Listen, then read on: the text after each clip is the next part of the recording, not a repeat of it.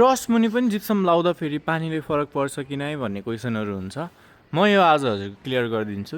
हाम्रो बुटोल श्री इन्टेरियरमा हजुरलाई मैले टिन मुनि लाउँदाखेरि तातोहरू र सिपेजहरूले केही असर पर्छ कि नै, यो नपर्ने लगाउने बोर्ड चाहिँ कुन होला भन्ने चाहिँ हजुरलाई मैले यो हाम्रो हिट ब्लक भन्छ, युरोपा कम्पनीको भित्र फाइबर भएको हिट ब्लक भयो।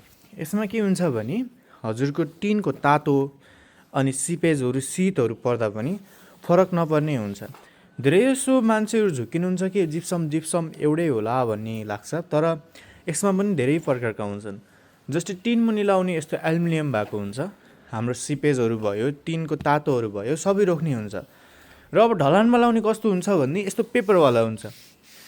यदि मिस्त्रीले हजुरलाई यसरी ल्याउँदाखेरि हजुर आफै सतर्क हुनुभयो भने घरमा लाग्ने सामान चाहिँ अलिक सुरक्षितै हुन्छ। टिन मुनि लाउँदाखेरि यस्तो ढलानवाला बोर्ड हजुरको टिन मुनि लाउनु भयो भने पछि पर्ने सिपेज र तातोलाई यसले रोक्न सक्दैन र कालो दागहरू धब्बाहरू खस्ने डर पनि हुन्छ। त्यही भएर जहिले पनि युरोपा कम्पनी वा सकर्नी कम्पनीको हिट ब्लकहरूमा चाहिँ हजुरले लाउँदा सुरक्षित पनि भयो, टिनको तातो पनि रोक्ने भयो। धन्यवाद।